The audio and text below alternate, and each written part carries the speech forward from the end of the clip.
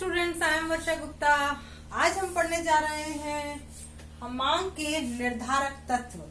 Chapter number 3 हमारा चल रहा है। मांग की अवधारणा के बारे में हम पढ़ रहे हैं और कल तक हमने पढ़ा था कि मांग वक्र कितने प्रकार के होते हैं। एक होता है व्यक्तिगत मांग वक्र और दूसरा होता है बाजार मांग वक्र।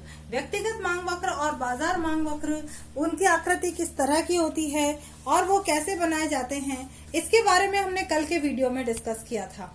आज हम पढ़ रहे हैं मांग के निर्धारक तत्व कि मांग को प्रभावित करने वाले कौन कौन से तत्व होते हैं जिससे किसी भी वस्तु की मांग घटती है या बढ़ती है। आपने देखा होगा मार्केट में कि जब भी आप कोई चीज लेने जाते हैं, कभी कभी आपने मार्केट में लोग दुकानदारों से सुना होगा कि मार्केट में बहुत मंदी है या बहुत ज्यादा तेजी है। ये मंदी और तेजी का रिलेशनशिप किससे है? उसकी मांग से है। मांग किसी चीज की अगर ज्यादा हो जाती है तो तेजी हो जाती है और मांग कम होती है तो उसकी मंदी हो जाती है।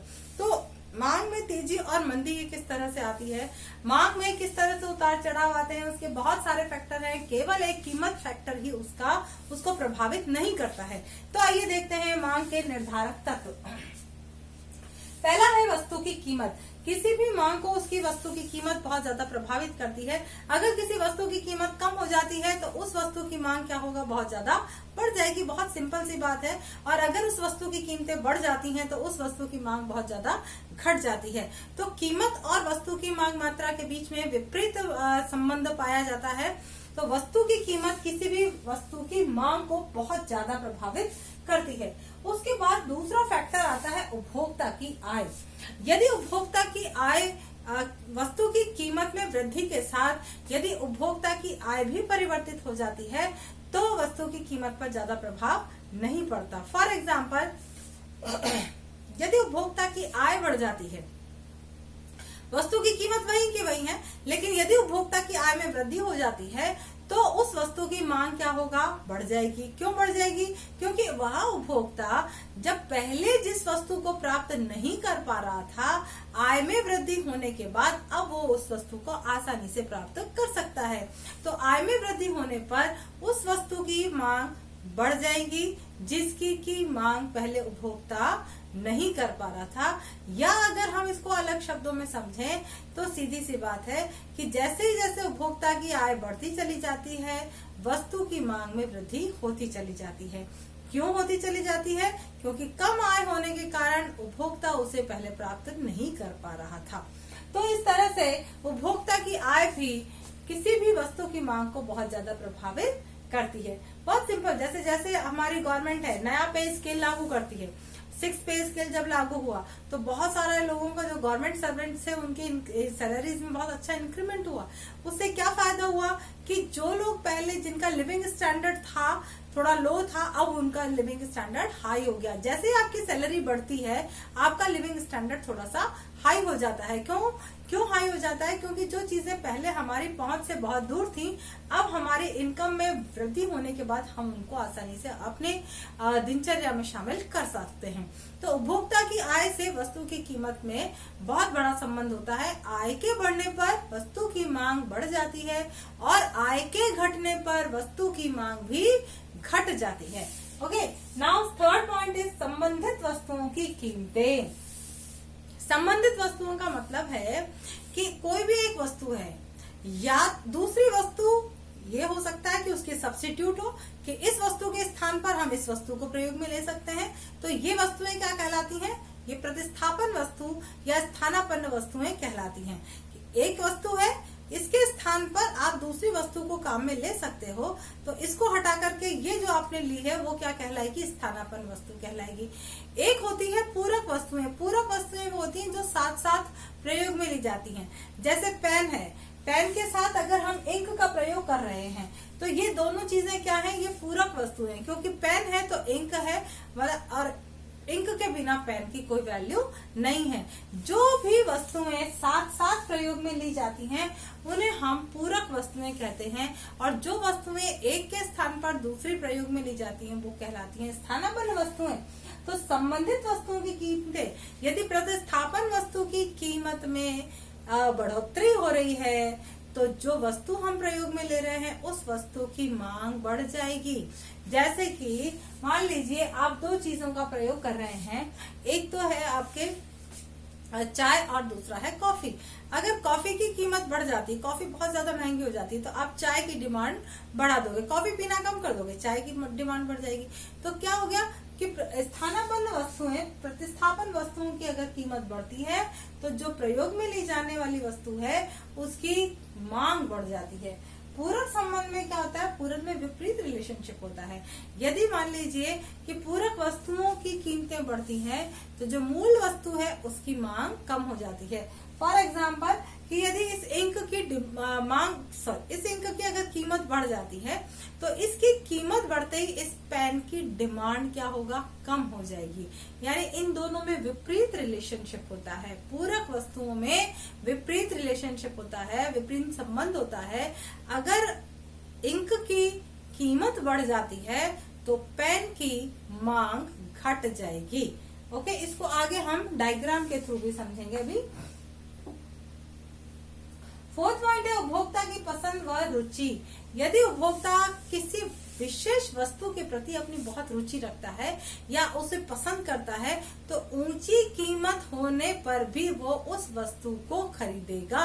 यानी उस वस्तु की मांग में कोई कमी नहीं आएगी, क्योंकि जो वस्तु एक बार उपभोक्ता को पसंद आ जाती है इसलिए उसकी कीमत में वृद्धि होने पर भी उपभोक्ता उसकी मांग में कोई कमी नहीं करते।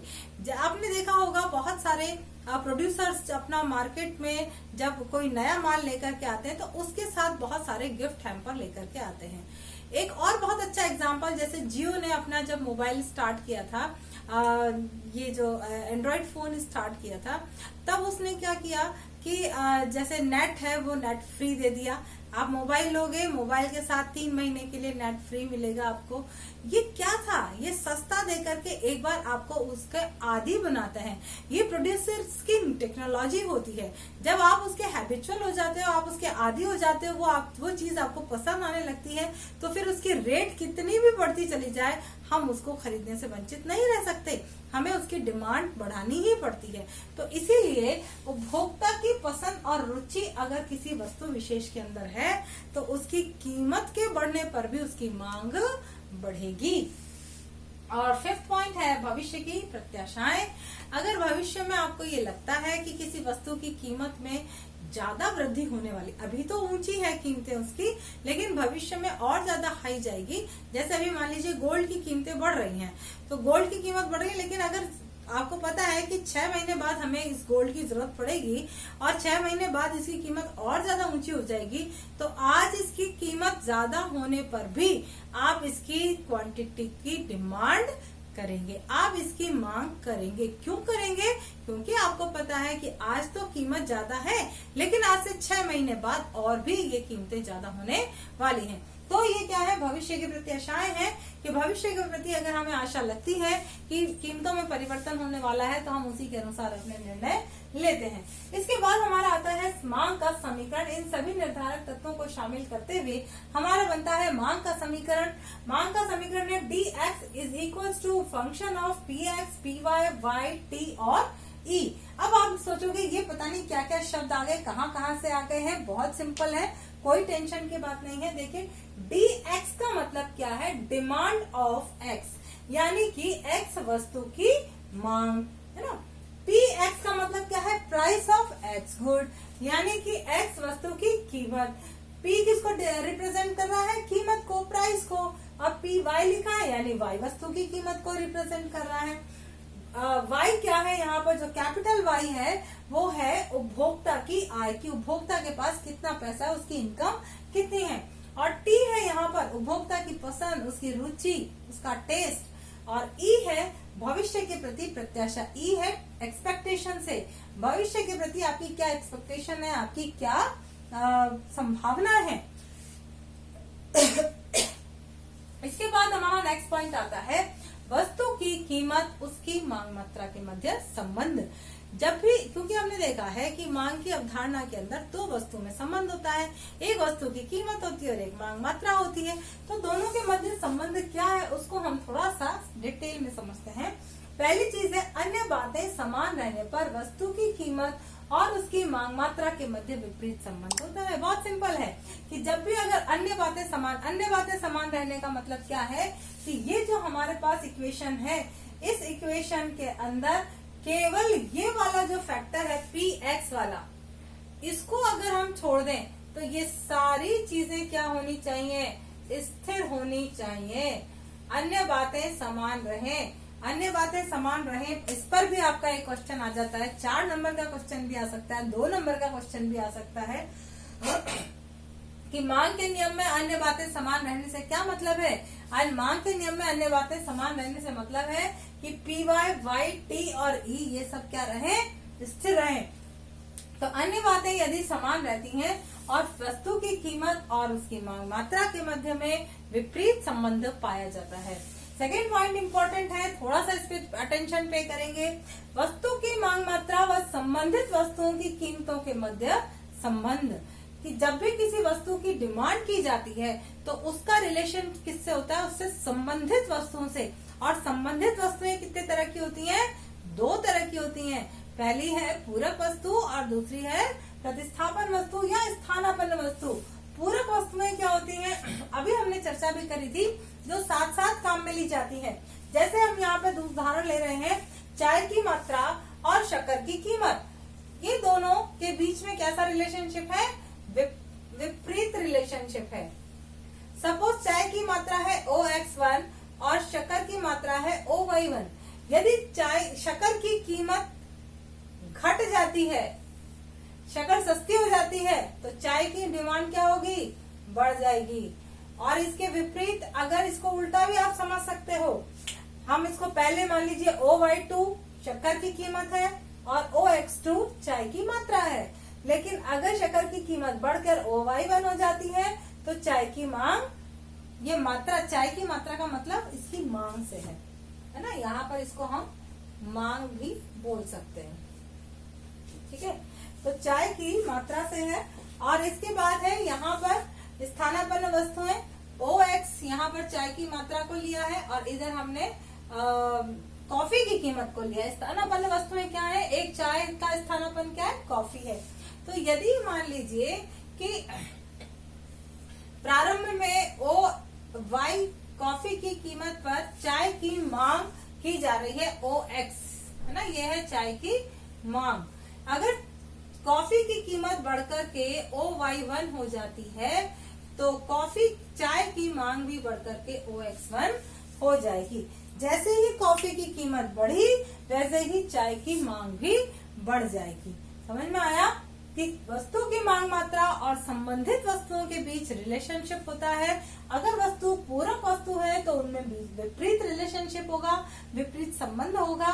और अगर वस्तु स्थानापन्न वस्तु है तो उन दोनों के बीच में धनात्मक संबंध पाया जाता है कि एक अगर बढ़ रहा है तो दूसरा भी बढ़ेगा। परिवर्तन पहले एक्स एक्सिस में हो रहा है, फिर वाई एक्सिस पर हो रहा है।